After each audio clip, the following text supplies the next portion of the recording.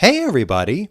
Welcome to It's Not Scary, It's Just Music. It's me, SJ. Hey, welcome to 2000. It's the first episode in season 3 of the It's Not Scary, It's Just Music podcast. I'm excited for us to be here. It feels like only just a minute ago that I was recording the finale series for the 1990s in season 2, and now we're right here in season 3 talking about 2000, so I'm really excited for us to get going. Just as a little bit of a recap for where we were leading into 2000. So in case you did not listen to any or all of those mini episodes that I created as part of the recap, basically what I did was I took all of the major genre groups that were prevalent in the 1990s and broke them down by subgenres and then walked through each of those subgenres with key milestone songs across that subgenre within the 1990s decade. So it was very extensive, and there ended up being more mini episodes in that recap series than the actual season of the 1990s itself. It was pretty wild. So if you're interested in going back and hearing what led us up to 2000 in this moment, feel free to do so. But in case it's been a minute for you since you were listening to this podcast and you were experiencing 1999 much as I was, let me just give you a little bit of a sense of what was happening in 1999 at the time, right before it kicked over to 2000. So we were deeply embroiled in what I was calling retro new wave. There was a lot of indie rock, what I was calling neo alternative rock. So taking the first wave of alternative rock, think REM, and doing it all over again. We were listening to dance J-pop. We were listening to house music, neo psychedelic rock, contemporary rap, which back then I called story rap, but metal. We were still listening to video game music, and that's basically gone as of 2000, maybe one or two here and there, but for the most part, that's gone. All the different varieties of pop. We were just getting into garage rock music, which was really exciting. We were still talking about neo-traditionalist country and contemporary country a fair bit, alt country, pop punk. And then on the folk side, it was just getting infused into just about everything you can think of. So that was basically where we were finding ourselves coming into 2000. So as we think about that click over to 2000, in the world of music, it's not substantively different between 1999 and 2000. It's just a little bit of a kick over. I think that some artists, for whatever reason, find these milestone years to mean something in terms of like brand new millennium, brand new approach. So there's some artists out there that are pushing some envelopes, but for the most part, it's still carrying over from what we were doing in 1999. So very little of what we talk about today should be deeply surprising if you were really listening in to the trajectory that music was taking over the latter half of the 1990s. What's most interesting to me, though, about the 2000 year, and then as we go further into season 3, is that we start to experience more, finally, how electronica, that's been predominantly its own separate thing up until now, starts to infuse itself more so into genres other than just pop. And there starts to create all these new subgenres within the pop space as well as in the electronica space. And I'm excited for us to talk more about those as we get there. Before we get going, though, just as a reminder, in case it's been a minute, make sure to check out my playlists for this episode, both the big list that I have for 2000 as well as my essential list for 2000, both of which are linked in the description of this episode as always.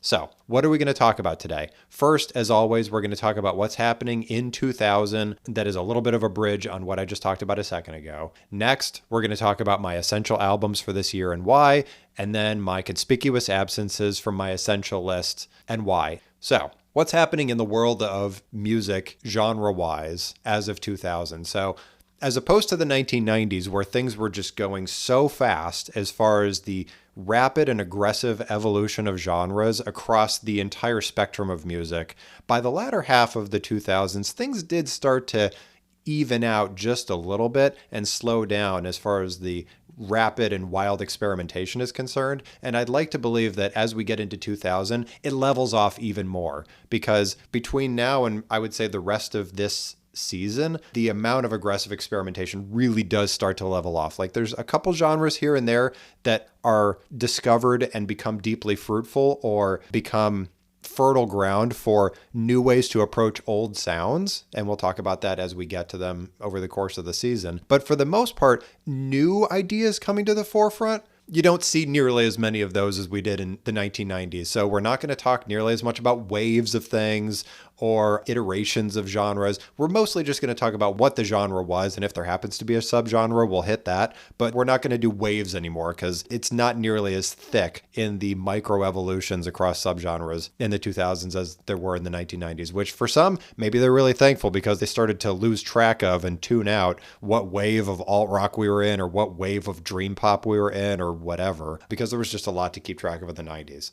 So having said that, let me just quickly run through what's going on by genre in the year 2000. So for rock, as I said a second ago, garage rock is more firmly planting itself, and it's connecting itself up with rock and roll revival, which is going to become very much a thing in 2000. And it was actually starting to happen a little bit in 98, 99, but it really establishes itself in 2000, and it carries forward for the next several years into the decade.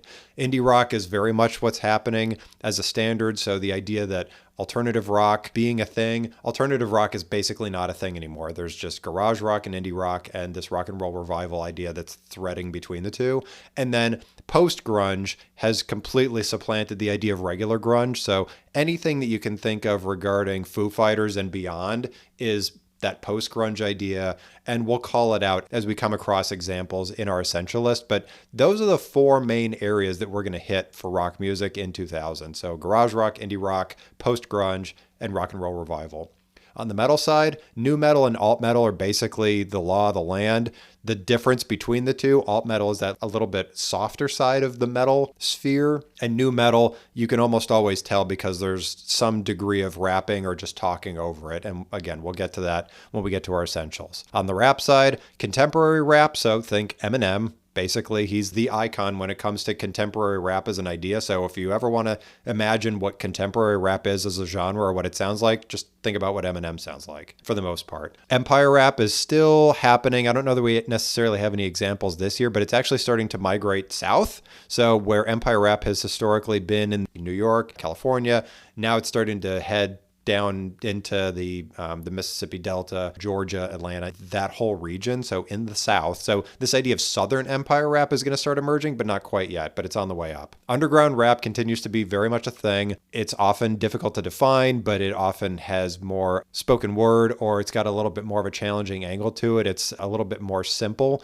in its beats, and it's just more lyrics forward. And to that end, avant rap is very much becoming a thing where you're either using even more simplistic ideas or you're being even more ambitious with how you're messing with the mics when you're actually rapping, or the backbeats that you're using might be even more electronically derived than before and less just straight turntablism, or the turntablism is much more ambitious. So avant rap is becoming much more of a thing. Trap, which we didn't talk about really hardly at all in the actual season 2 in its entirety, but talked about it pretty extensively during the recap of rap in the finale series.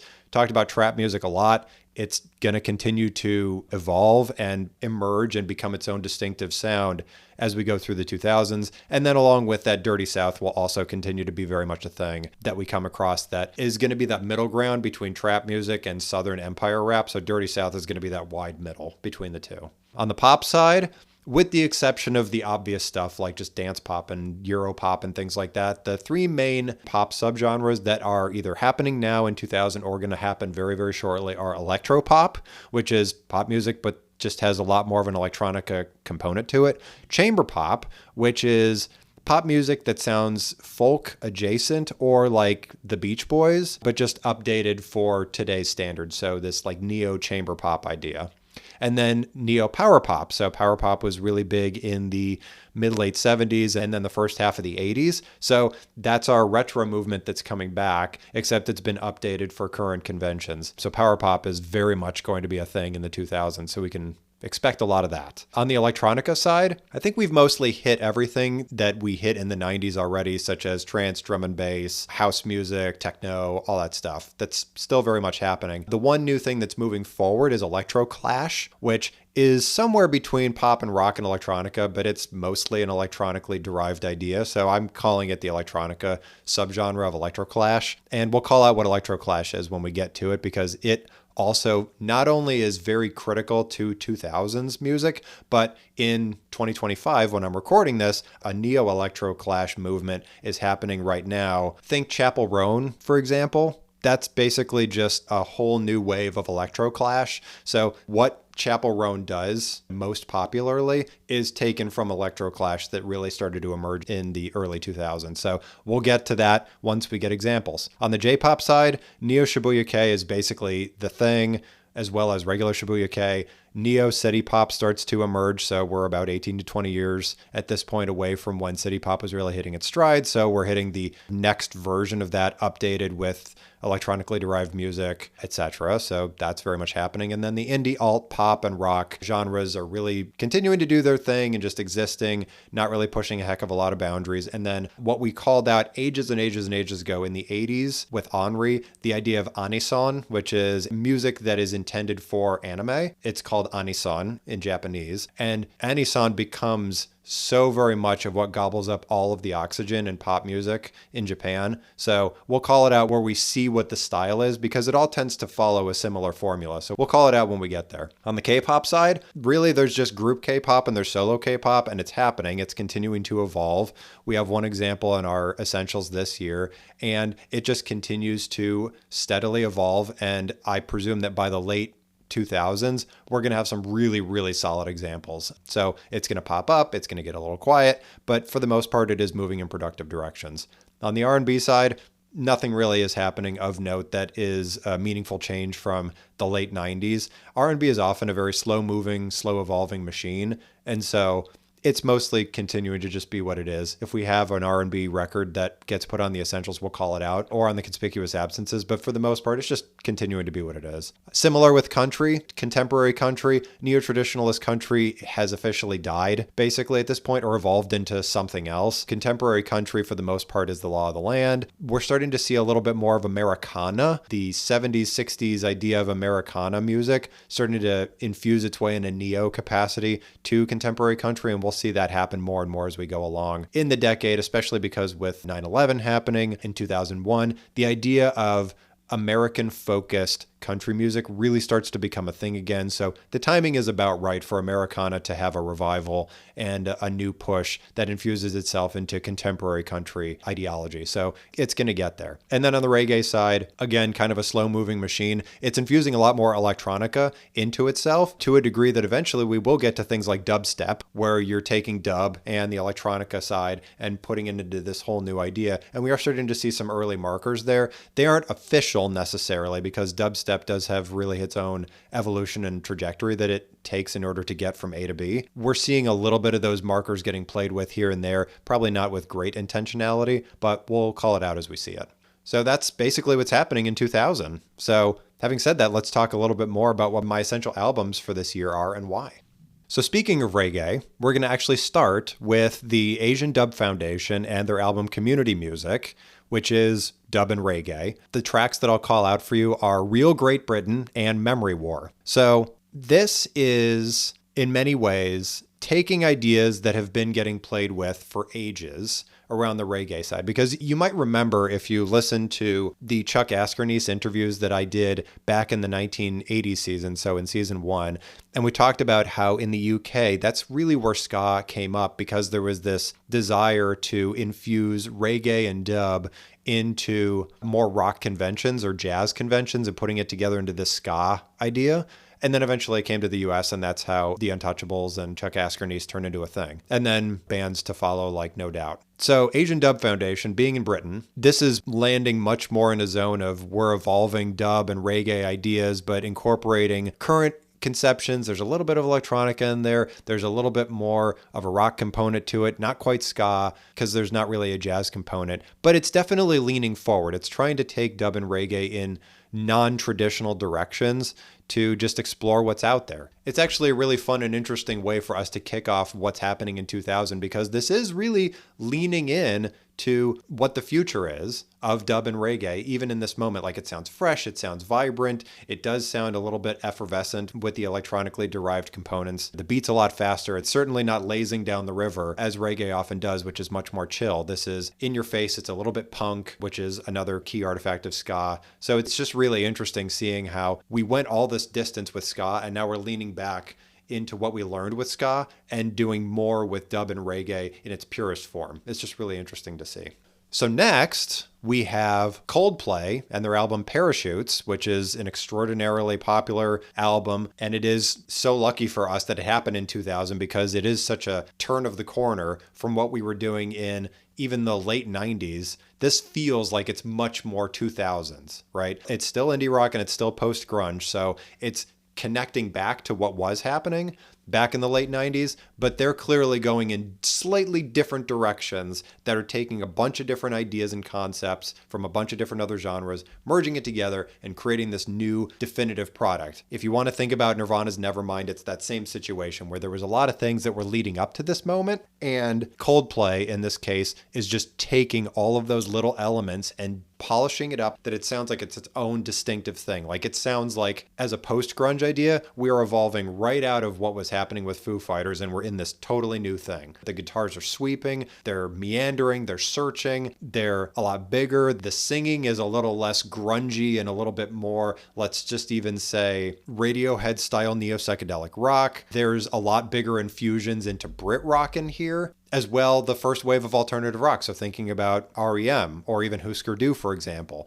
taking that and neo-Brit rock from, let's even just call out Oasis, and then a little bit of indie rock, because I would presume that a lot of people who are not deeply familiar with all these little different slice outs of subgenres would just call this indie rock. Taking all that stuff and then attaching more post-grunge ideas that bands like Smashing Pumpkins and Foo Fighters were really playing with towards the latter half of the 1990s and just carrying it forward into this whole new idea. It's like, welcome to the 2000s. The 90s are over. Here's the 2000s. So the tracks that I'll give you, and for those that are really big fans of this album, shouldn't be surprised, but Shiver, Sparks, Yellow, and Trouble. 4 gigantic hits for Coldplay on this album. These are only 4. There's like 5 more that are huge hits. So I would just go ahead and listen to this whole album because it is fantastic and it is a very easy listen. One thing I will call out about it is that a lot of these tracks do start to sound kind of similar. So slicing out Sparks or Shiver or Yellow and Sparks, sometimes it gets a little bit difficult to remember unless you're a huge Coldplay fan.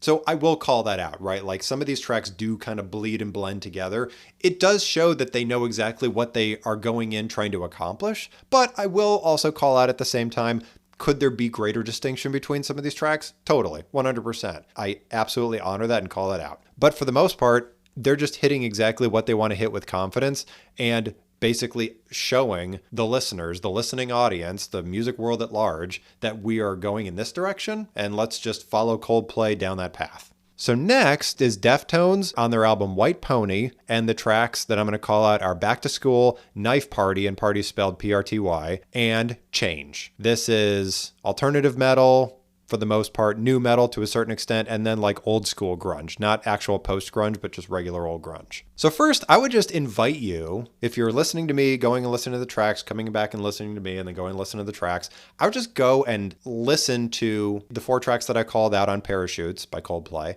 and then listen to Back to School or Knife Party or Change, really any of them, and just compare the two up to each other. There's a lot of similarities going on here, but the interesting thing that I'll call out is that it highlights a couple different things. First of all, the difference between what rock music is and what metal music is, because they're differently labeled and defined for a reason. And you can really hear the difference here, where it's clear that Deftones and Coldplay were taking a lot of the same ideas and just going in different directions. One that sounds more rock in its loftiness, and it sounds a little bit more neo-psychedelic rock in that whole angle. And then on this side, with Deftones, it's more alt metal, it's more new metal, and maybe holding on to some of those old grunge artifacts to help boost up the alt metal and new metal. Because by now, in 2000, metal has finally separated itself from the stranglehold that was grunge for such a long time, and even post-grunge to a certain extent, where alt metal and new metal and thrash metal and everything like that, like they're becoming more their own thing again. And so in this case, you can really see how with Coldplay, for example, the grunge and the rock is still very fused together, but then the grunge and the metal also still pretty close to one another and borrowing a lot of those ideas. So it's really interesting to listen on White Pony by Deftones, how each is playing with these ideas in slightly different ways. And at the same time, just seeing how grunge infuses its way into rock or metal in different ways. because I think it's important to continue to call that out, that grunge, even by 2000, has not left us. And I guarantee you that post-grunge will be around for a lot longer than you remember it hanging around. And just watching how those early nuggets that came from 1990, 1989 up until 2000 and beyond, it just continues to find its way into these little nooks and crannies. So this is just another really great example with this album. So next is Deltron 3030, and the album is Deltron 3030. It's what I call neo-golden era, so we're going back around to the idea of the golden era of rap, doing that again except updated, because it's been 18 to 20 years at this point. It's not my rule, it's just what happens, I guess. And then underground rap. And there's a little bit of avant rap in here too. The tracks that I'll call out are 3030, the track, Things You Can Do, and Mastermind, which Mastermind was a big hit on this album.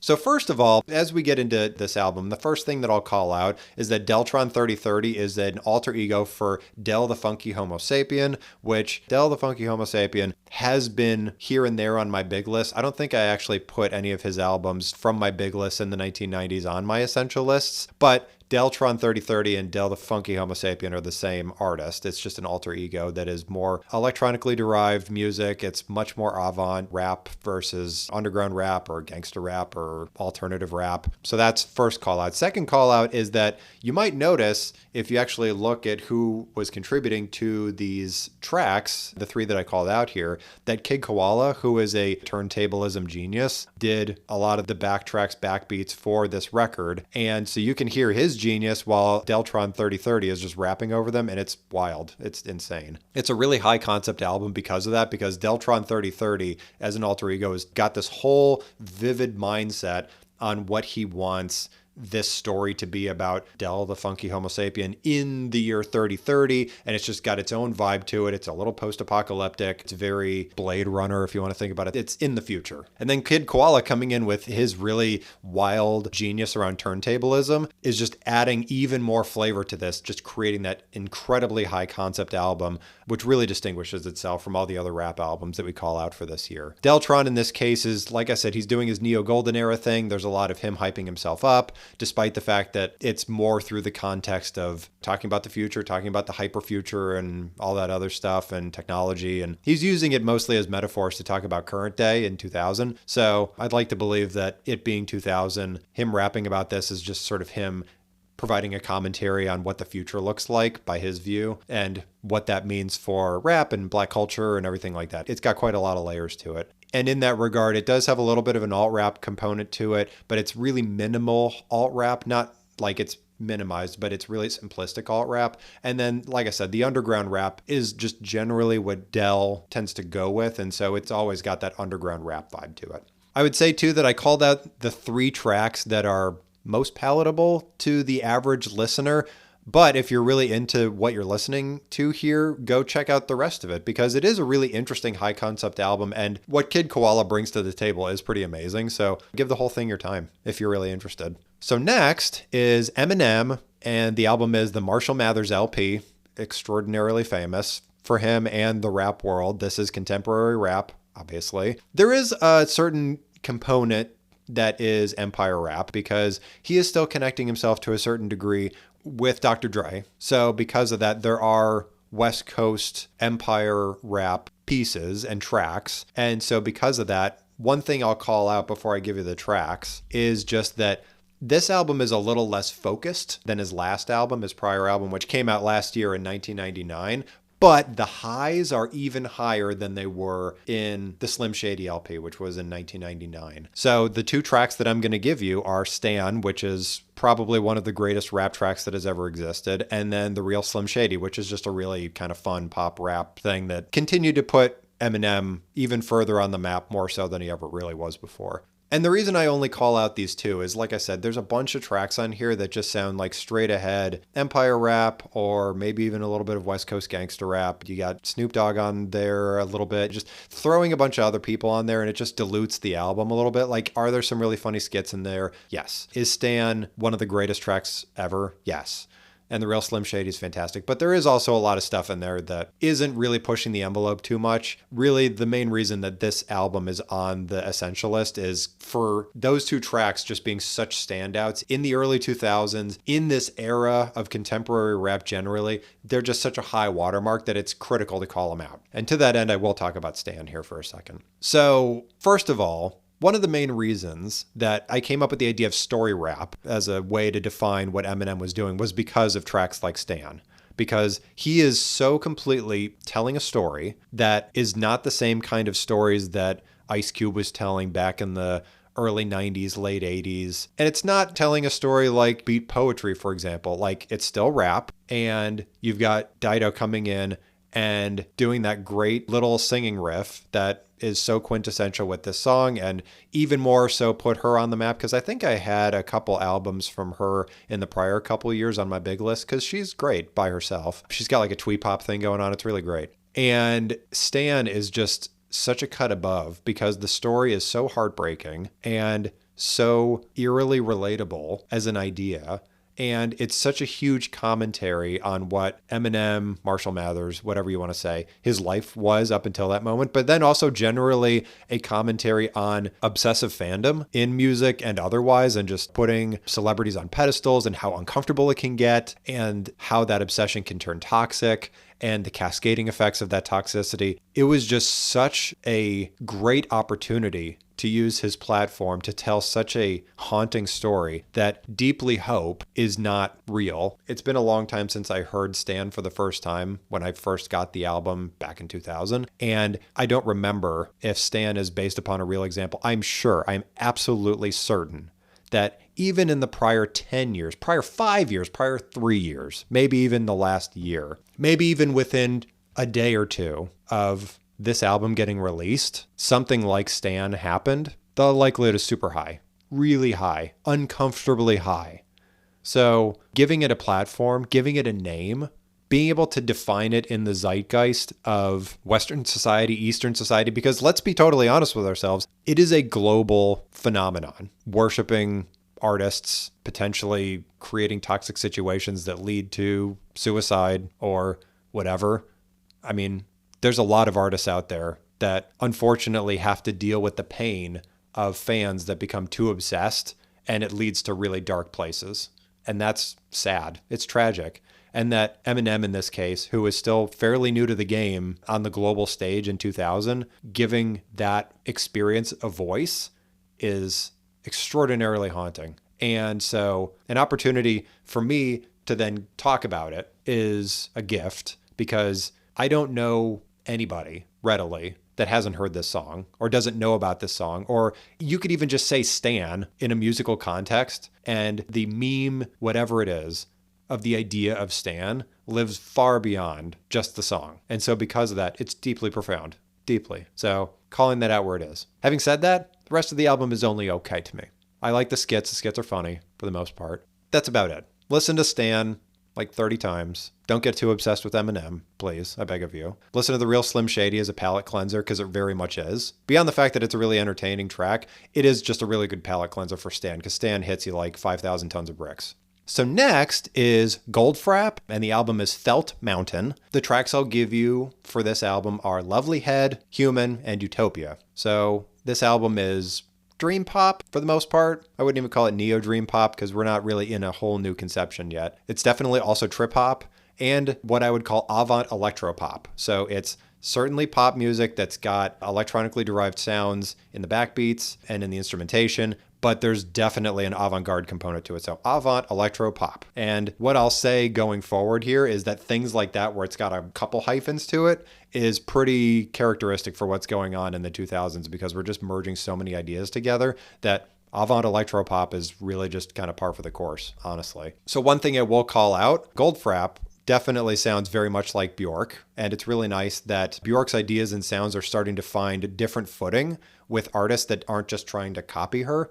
And they're going in distinctly different directions than where she was taking things, but it's clearly inspiration that's taken from her or wherever she was getting her inspiration from. The other thing that I will call out is I don't actually know if this is a direct thing or I'm just reading into it or listening into it a little bit, but there's definitely ideas that pop up in video game music that you may have been listening to this entire time as we went through the 90s that starts to sound like it's popping up here as viable inclusions in non-video game music. You can listen to Human or Utopia, and there's riffs in there or particular instruments or sounds electronically derived that are used that sound like they could be taken right out of a video game, like Final Fantasy, for example. So it's really interesting. Again, I'm not 100% sure if that's connected or related, but it says to me too that whatever was happening in the 90s around electronically derived music, and in the case of video games, how those sounds were being used to tell stories, kind of unlike what was going on with electronica, where it was more just using those electronically derived sounds to just create straight ahead music.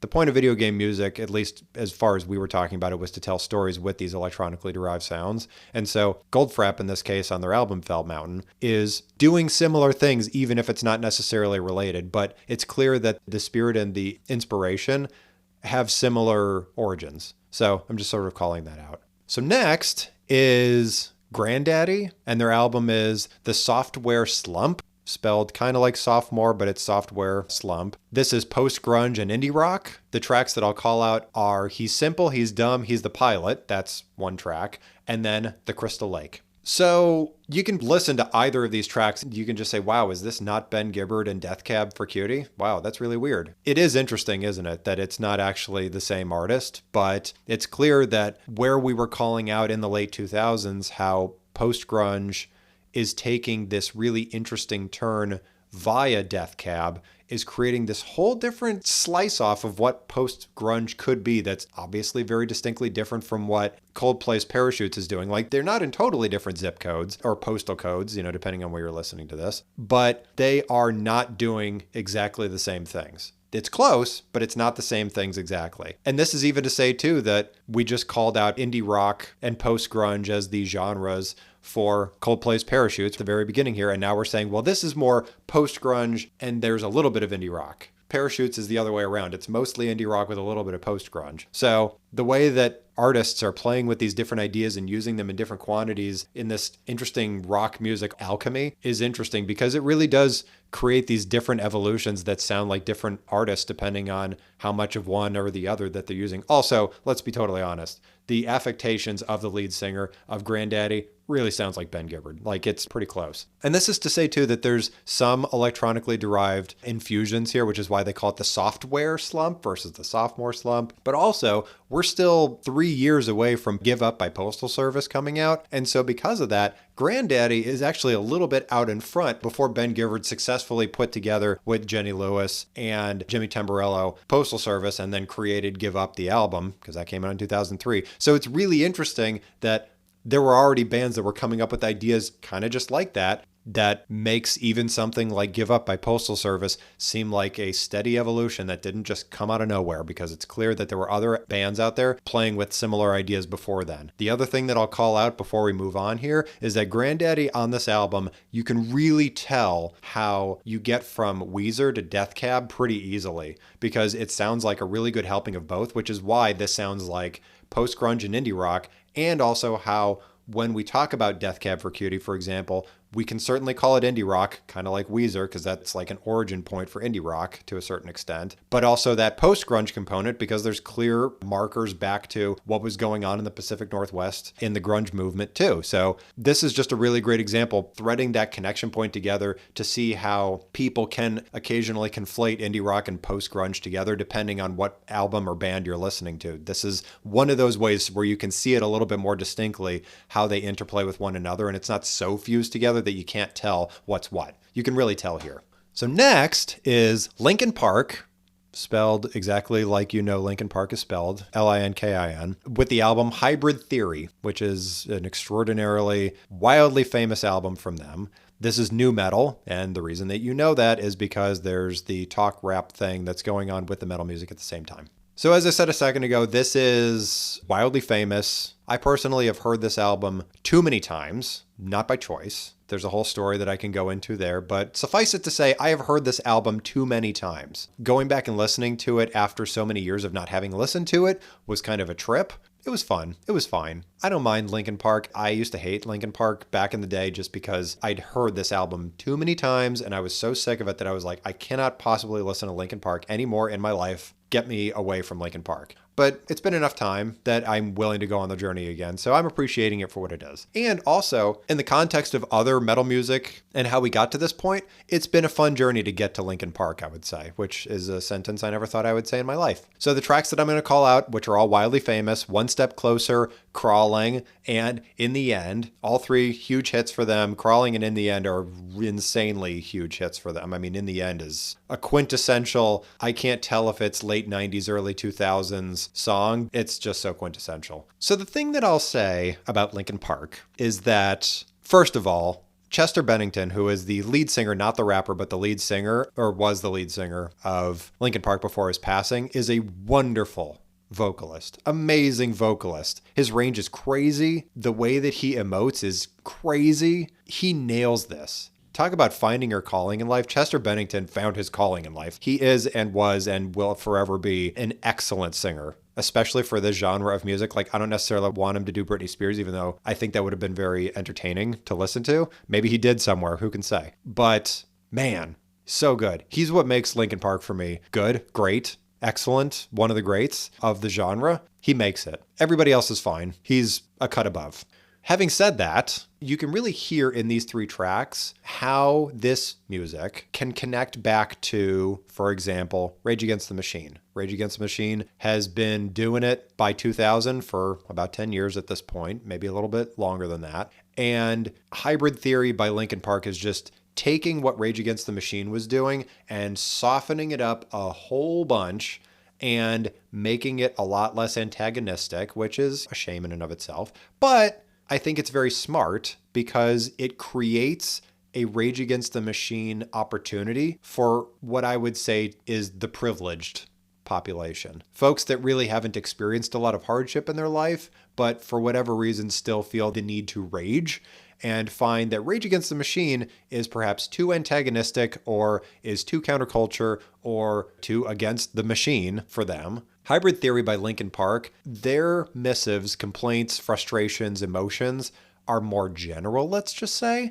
They are a little bit more relatable to the average person that has never really had a hardship in their life, be it a circumstance that they are aware of and acknowledge or don't. I think that there's probably a lot of both that exist that are really into Linkin Park and Hybrid Theory. But this is to say too, I mean, music is music, and it's an opportunity to give a voice to the feelings that a whole swath of people experience that perhaps didn't find as strong of a connection point with bands like Rage Against the Machine, or was put off by Marilyn Manson being, again, a little bit too unusual. Not scary, because it's just music, but not nearly as relatable. But it does sort of carry that idea forward that Marilyn Manson initiated to a certain extent, which was creating a space for the privileged to rage. And Linkin Park is just carrying that forward very smartly and creating a market for themselves, one that continues to exist today, and they are wildly successful.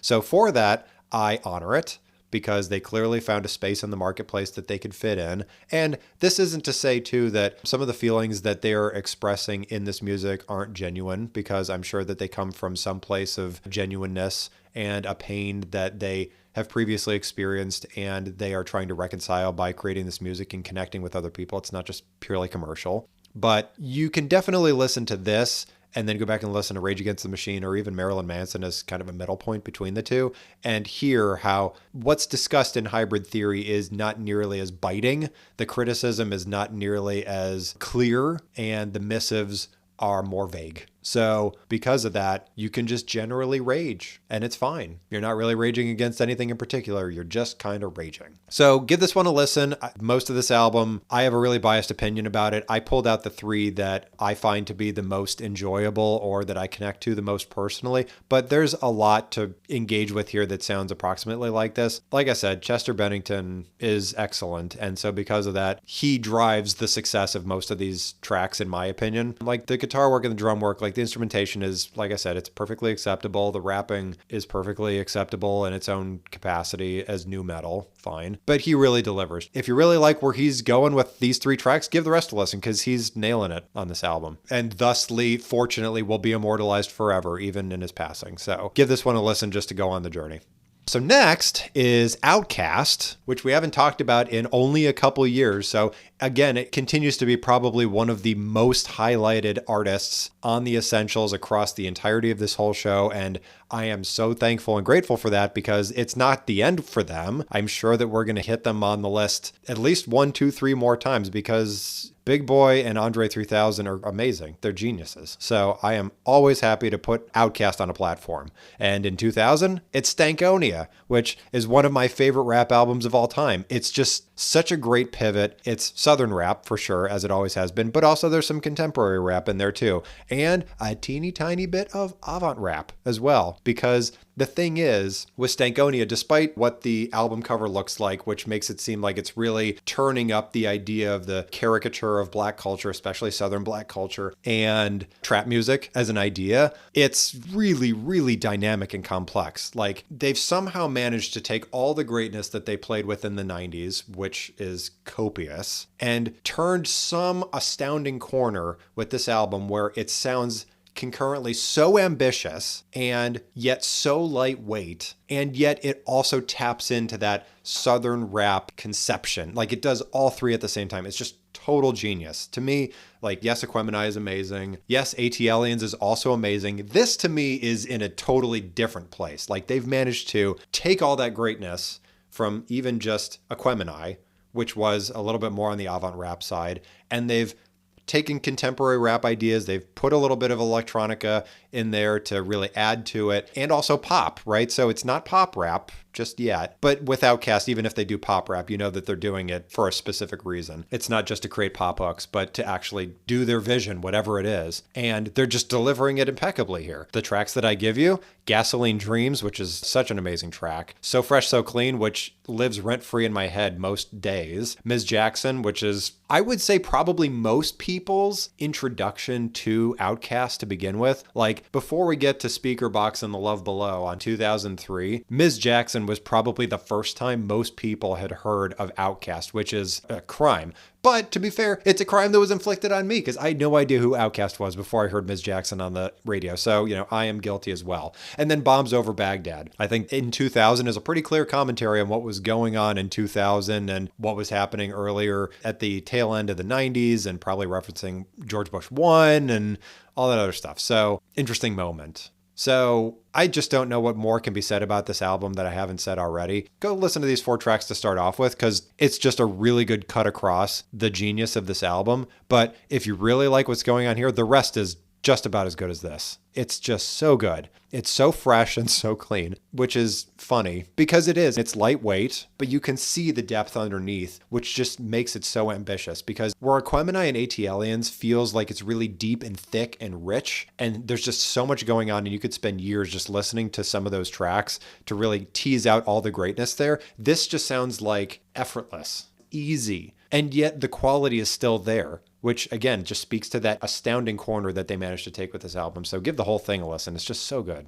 So next is Princess Superstar, and the album is Last of the Great 20th Century Composers. This is electro rap, which we didn't really talk about too much, but you can guess what it is. Contemporary rap, which we've been talking about this whole entire time, and proto-electro clash. So we talked about electro clash at the beginning of this episode, so we can talk about it a little bit more here. So the tracks that I'll give you before we get going, Do It Like a Robot, which is, I think, one of her huge hits, and then Meet You Halfway, which is another great track that helps elicit the point here. So the interesting thing about this album is that when you listen to those two tracks even, this doesn't seem hyper innovative. It sounds a little bit like, I think she even references Eminem in one of the tracks I gave you. So it sounds contemporary rap. It's a woman, so obviously that's a different artifact that we often don't have bubble up in this podcast, unfortunately, or across the rap world generally. Like, it's often a novelty when that pops up, unfortunately, but it is what it is. But then the thing I'm just going to signal for you here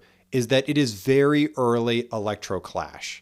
And when I say electroclash, I mean that there's electronica that's going on for sure. Think about acid house, for example, like going all the way back to Lords of Acid, things like that, where there's a little bit of an acid house or acid techno thing going on. But then there's talking, there's rapping, there's a little bit of singing. It sounds a little bit disembodied, like it might be synth pop sort of thing. That's how I define electroclash, is you kind of put all those pieces together and it sounds like a clash of electronica, of rap, of new wave and synth and regular pop music. It's just a clash. And that's why they call it electroclash. There's a lot bigger, stronger examples of electroclash that are coming, but I do just want to call out that if you listen to this, either one, Do It Like a Robot or Meet You Halfway, or really most of the tracks that are on this album, which are very explicit, let's just say, the album. But if you kind of get past how explicit it is, just listen to what's going on musically. And then as we go along in episodes here, listen to later stuff that we call out as full-blown electroclash, and then go back and listen to this and say, oh yeah, okay. So it kind of flew under the radar. Like, it just sounded like it was electro rap. So there was electronic backbeats and rap music or contemporary rap. But then there's this other thing that's underneath it that really does sound like it's starting to play with ideas that don't become fully realized for a year or two. That becomes electroclash. The thing I will call out too is I bet you would be hard pressed to figure out how Princess Superstar, last of the great 20th century composers, connects in the future to Chapel Roan, for example, which is like neo electroclash. It's really hard to make that connection potentially for listeners. I would just challenge you to think about how those two things relate to each other, because they do. It's just taking something that's the neo version of it and the proto version of it. So it's really early and really, really late, and trying to find those connections. They do exist. You really have to listen for it though.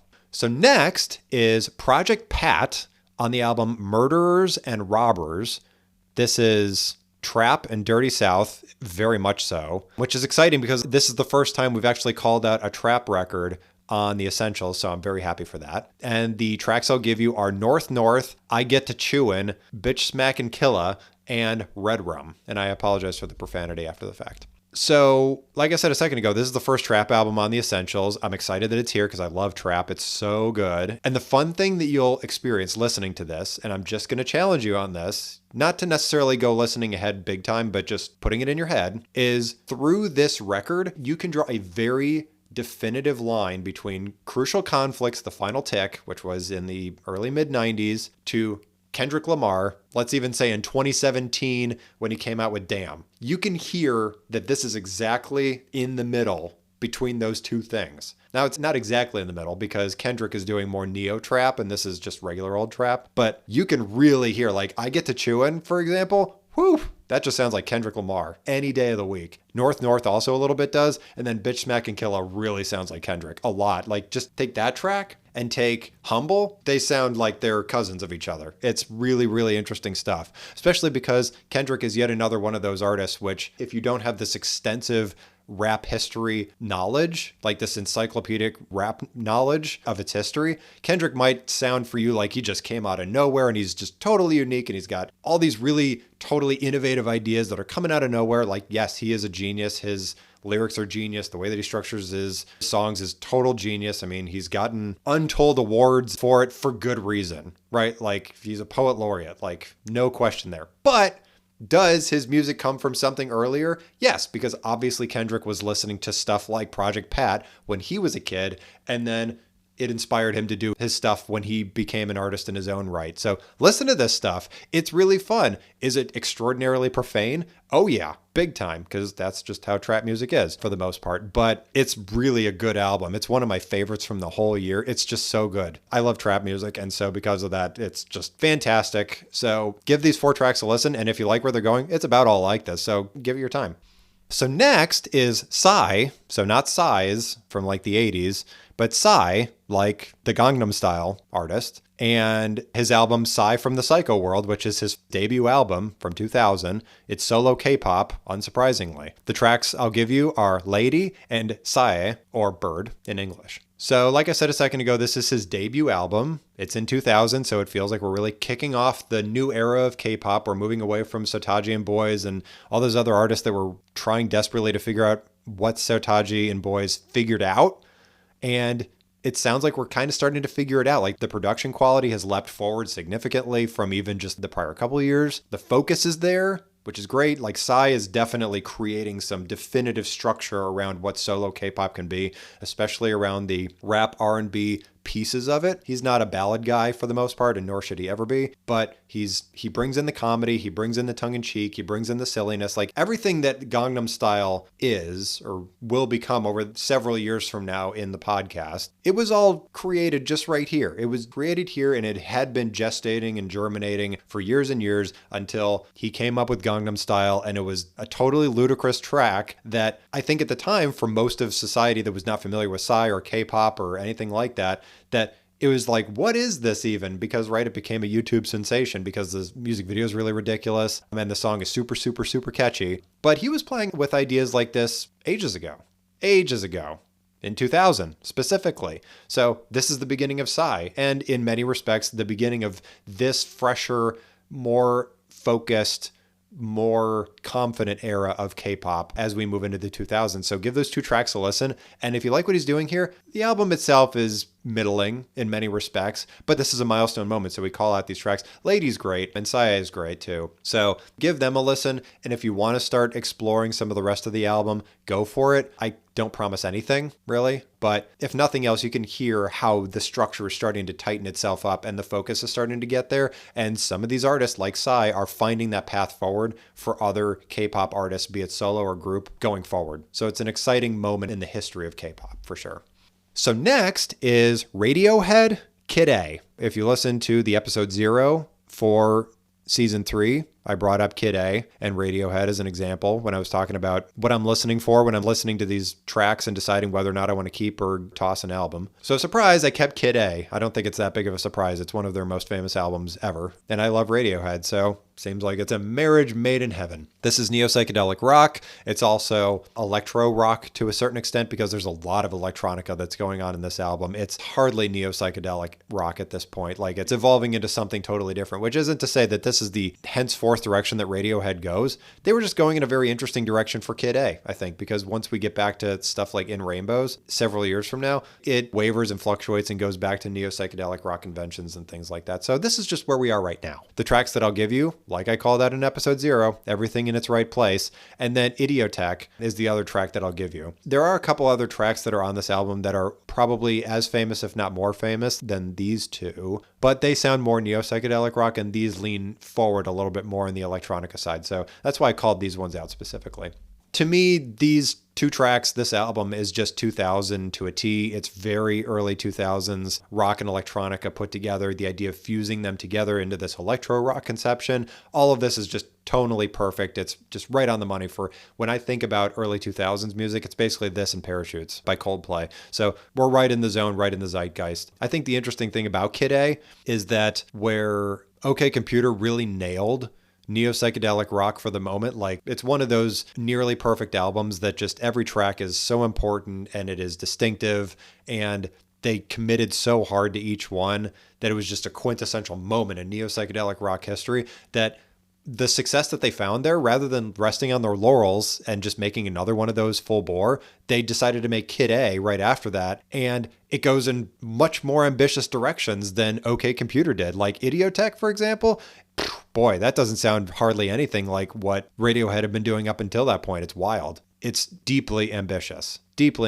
And so the fact that they did that 1-2 punch of, well, we're going to come out with OK Computer and just completely nail neo-psychedelic rock in the annals of history, and then just pivot off of that and do something else that also is wildly successful, it just speaks to their genius collectively as a group. So I honor it as it is, because Kid A is not as cohesive and tight as OK Computer is, but that's not saying much, because OK Computer is one of the best edited, best produced rock albums of the 90s and maybe several decades put together. But Kid A doesn't hit that consistency and that confidence nearly as well. But the two tracks that I do call out does show that they are not demurring away from continuing to be ambitious, which is everything that you want to see in a really creative, ambitious, confident artist, is you want to see them continuing to push. And Radiohead is absolutely pushing, no doubt about it.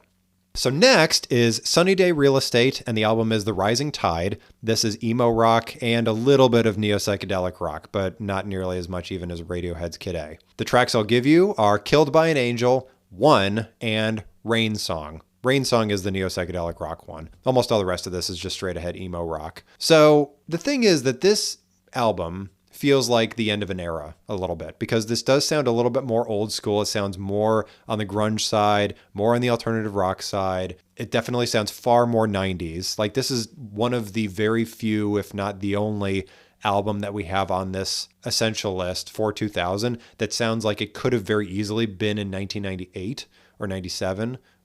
Or maybe 99, but for the most part, the late 90s and not necessarily 2000 or 1 or 2. And the reason, in many respects, is that Jeremy Enoch, being the lead singer of Sunny Day Real Estate, he'd been around for a while. We'd called him out a couple different times in the 90s. And then he was also doing stuff in the 80s too, which we might have discussed when we talked about him in the 90s season. But at this point, I think Sunny Day Real Estate did their thing. They had a short run and then it was over, in favor of other sounds. Like Linkin Park is very clearly moving into the emo space and the emo rock, emo metal, that whole ideology, that genre constellation. Linkin Park is moving in. And whatever Sunny Day Real Estate is doing that sounds like it's a little bit back from the 90s, that's moving out, which is a little bit sad.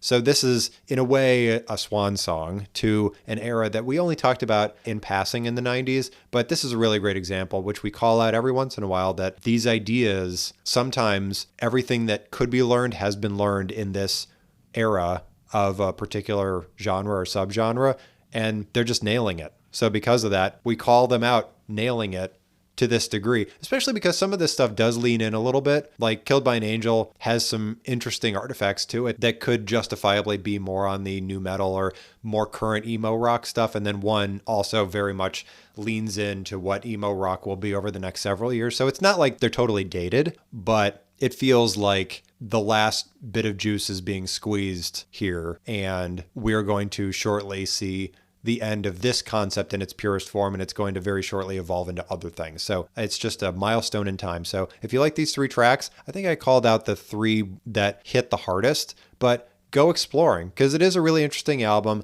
Jeremy Enoch's voice is really interesting here. He's got a very distinctive voice. It's very emotive, and it is more the British side, let's even just say, of emo rock versus the more American side on Hybrid Theory by Linkin Park. So next is The Hives, Veni Vidi Vicious. So this is garage rock 100%, and then also rock and roll revival, which we haven't exactly talked about too much. Like when we were in the late 90s and we were talking about Royal Trucks, there wasn't really a lot of rock and roll revival that we were talking about so much. There was little hints about garage rock having old school rock and roll ideas infused into it, but The Hives is just owning that hard. Like they're leaning into it all the way. This sounds like Rolling Stones. Big time. They're really tapping into an older school sound, which is interesting because that very much violates the 18 to 20 year rule to a certain extent, which we'll talk about here, actually not with this one, but our next artist. The tracks that I'll give you: Die All Right, Main Offender, and Hate to Say I Told You So. So, like I said a second ago, rock and roll as an idea is back officially, which is why I'm not calling this neo rock and roll. It's like a rock and roll revival, because this very much sounds like music that you would be listening to in the 60s. It's interesting. The Hives is in that, delivering that interesting balance and fusion between what garage rock has been getting built up to be over the last 2, 3, 4 years through that fourth wave of alt rock that came several years even before that, and infusing these rock and roll revival ideas that make them sound to a certain extent like the Rolling Stones and the like.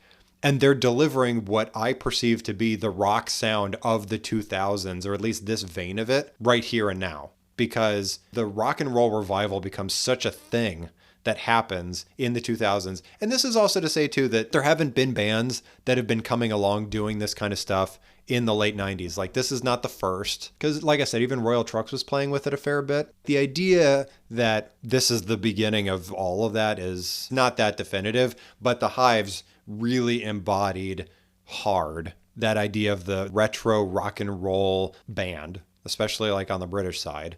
And they're bringing that back and just infusing that with those hard fourth wave alt rock, garage rock conceptions. So going back to what I said in my episode 0, did you learn anything between when it happened the last time and today? The Hives did, because they heard what was going on when there was the first version of this in the 80s with like rockabilly and the like. And then they brought it forward to 2000, and they are taking all the alt rock that happened between the rockabilly movement in the 80s and infusing that all in. And we're getting this really interesting retro concept that also has current conceptions in it. It's this really interesting hybrid fusion thing. So Veni Vidi Vicious, really interesting ideas in there that clearly creates a lot of inspiration for many, many other bands to come, but not just them, because our last album on the Essentials for this year is the White Stripes' Distill. And this is also garage rock. It's also rock and roll revival and a little bit of chamber pop. Specifically the track Apple Blossom, little chamber pop. But Hello Operator is that rock and roll revival and garage rock easily. So they're basically doing the same thing at the same time. So the Hives and the White Stripes, they're all bringing the old school rock and roll ideas forward, but they're infusing all this garage rock into it to make it current. It's really interesting. And as I said a second ago, we're taking the rock and roll revival / rockabilly revival that was happening in the 80s, which we didn't hardly talk about at all, almost at all, like maybe 2 seconds in season 1 in the 80s. And we're taking those ideas and we're bringing them all the way forward here. And we're doing even more revival of rock and roll, but with this garage rock hard angled edge to it that garage rock tends to bring. And this is like a third iteration, because we had the original rock and roll movement, and then we had the second wave of it in the 80s that took some of those ideas and infused new wave into it to turn it into its own different thing. And now we're doing it again, except with garage rock. So I presume that when I inevitably get to the 2020s, we're going to come back to it yet again. And there's going to be another rock and roll movement that gets infused with all the rock things that we've learned from 2000 until 2020. I just presume that's going to happen. I have no idea if it does, because I haven't listened that far ahead, but I look forward to finding out. And this is the beginning of the White Stripes. So there's a lot more White Stripes for us to listen to. Not a ton, but there's at least another album here or there that are going to find their way onto the Essentials, I'm sure, before we stop talking about them. So really excited for us to go on the journey with the White Stripes and the rock and roll revival as a whole. So next, let's talk about my conspicuous absences from this year and why. So first is Dope Throne by Electric Wizard. This is slowcore metal. So it's slowcore, sadcore, shoegaze, as we talked about in the 90s. This is slowcore, but it's metal. So you put those two things together. It's a really great concept. I like the idea of slowcore and metal being put together into this whole new different thing. The problem is that it just needs a lot of editing. It meanders a lot. There's some highs, there's some lows, there's some redundancies. Dope Throne, I think, is actually quite the famous album for Electric Wizard and then also in the metal sphere. So it's hard to call it out because I recognize it as a really great record, but it doesn't focus enough on the really awesome things that it's putting out there. It's not yet confident enough to just say, we're doing slowcore metal and this is exactly what it's going to be and we're going to hit it with confidence. So because of that, conspicuous absence. So next is New by Polysix, which is Neo Shibuya Kei, as it always has been. And the reason that this is on the conspicuous absences is because, honestly, it's just missing some pieces. I think that there's a lot of great stuff to love here, but it's just missing a lot, frankly. I mean, I think that it skips over opportunities. Talking about going back to episode 0 of this season, they just leave a lot on the table, frankly. I think that they could have gone harder on most of their tracks. Like, they go in really interesting directions, but maybe they sit on things for too long and don't move on, or more than 40% a track is missing opportunities of some kind. And so because of that, it starts to just become noticeable that we're missing some stuff. I'd encourage you to go back and listen to it. If you're interested, kind of like Dope Throne by Electric Wizard, go back and listen to New and just listen to it and see if you agree with me or disagree with me. I mean, I'm totally open on that, but that's why it's on the conspicuous absences for me, just because I think it's just missing a lot, noticeably so. So next is The Unseen by Quasimodo. This is alternative rap. I perceive that this is an excellent album, for sure. No doubt, cannot contest or argue that it is not an excellent album. But it's also just not pushing any envelopes. It's hitting a peak, for sure, of what alternative rap is in this moment, which I think is ground that has been tilled over many, many times at this point. Like, I think we all kind of understand what alternative rap is and what it brings to the table. It's excellent, but it's also just not doing anything new. We're just kind of retreading the same things over and over and over again. No new ideas. So because of that conspicuous absence. And then finally, unfortunately, going back to Kid Koala, his debut album, Carpal Tunnel Syndrome, it's neo-turntablism, and it's on the conspicuous absences and not actually on my essential list. Where I said that it was genius on Deltron 3030, I do love this album. It's one of my favorites for the year, but unfortunately, it is just so avant-garde that it's really tough to express itself through the musicality of it, as opposed to just being more like a study. It's not a full portrait. It's not a full painting. Like, it's not a fully realized idea, but more so it's just a bunch of little studies that are put together into something that is legitimately genius. Like, if you consider Carpal Tunnel Syndrome to be like an art exhibit, all of the art that has been created in this case by Kid Koala is excellent and the ideas are amazing. But are they all studies versus being finished products? Yes. And I think that that is arguable, very much so, because I think most people who love this album, or even going and listening to it yourself and saying, it doesn't sound like it's uncooked. It sounds like it is basically ready and cooked. I agree with you, but I think that it's still exploring a few too many ideas aggressively and not really landing on how this turns into a final product just yet. It is just an exploration and a spotlight for Kid Koala's genius and creativity and his creative genius. But is it necessarily a fully realized product that is executed impeccably and with certainty and has a very clear perspective to it? I would question that. It is a great album. I listen to it often. Does it tickle my brain? Yes. But is it fully realized? I don't know. So because of that, hard-pressed, put it on the conspicuous absences. So having said that, what did you agree with? What did you disagree with? Did you disagree with me putting Carpal Tunnel Syndrome on conspicuous absences? Probably, if you're a huge Kid Koala fan or turntablism fan or fan of the 2000s and you're familiar with the album, you're probably like, SJ, what are you doing? That's insane. Why would you do that? Don't do me like this. Did you agree with what I said about connecting Project Pat to Kendrick? Hopefully, because it's pretty clear. Did you agree with the fact that Psy in this moment is kind of officially kicking off the 2000s era of K-pop and it's only going to go up from here? Hopefully, because maybe I'm being optimistic, but I kind of think it's true. I think that he is, maybe not single-handedly, but it's a really great milestone moment to express to the K-pop listening audience that we are progressing. We are moving forward. We have found a foothold and we are going to launch from here. Do you disagree with what I said about Princess Superstar being a proto-electro clash? Maybe. I don't know.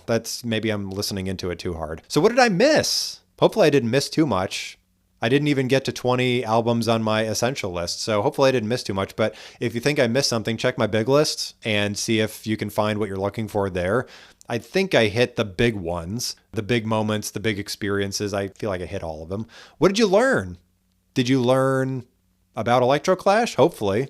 Are you learning more about trap? Hopefully. And all the different nuances of electro, pop, electro, rock and roll revival, the nuances of post-grunge and where that's going to take us? Hopefully you're learning some stuff there. I mean, this is just the first episode in season 3, so hopefully you'll learn something, but I'm sure you're going to learn a lot more. So make sure to check out our essential playlist, which just takes all the tracks, as a reminder, that I highlighted here in today's episode, put them into one playlist, and you can just listen to those. You can flip back and forth between listening to me talk about them and then go listen and then go back and forth, or listen to my whole podcast and then go listen to the whole playlist. It's really up to you, but that's what it's there for. Also, check out my big list, which has all the albums that I decided to not toss out or keep from 2000. So all the full albums are in there that I referenced today, all my conspicuous absences, all the stuff that I just decided to keep that didn't get put on either list for whatever reason, but I just couldn't toss it. So it's all on there. Make sure that you join us again. Make sure that you rate us and comment wherever you're listening to us. So now that we've officially started season 3, give us those ratings, give us those comments. Make sure that other people can find us more easily.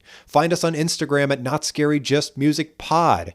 Make sure that you subscribe so that you know when we drop new episodes every other week. Make sure to tell everybody that you know, everybody that you don't know. Tell people that you want to know, because Most of the reason that this podcast exists is to create a community around all of this music so that we can all share in it together, and then we can all experience the joy and the grandeur and discuss it and argue about it and just have that discourse. So the only real way that we can do that is by bringing more people into the conversation and having those conversations and sharing our experience and our feelings about how we're connecting with this music together. The only way that we can really do that is if we engage with this music fearlessly, because a lot of the music that I just laid out here spans a lot of genres. Some of it you might like, some of it you might not like.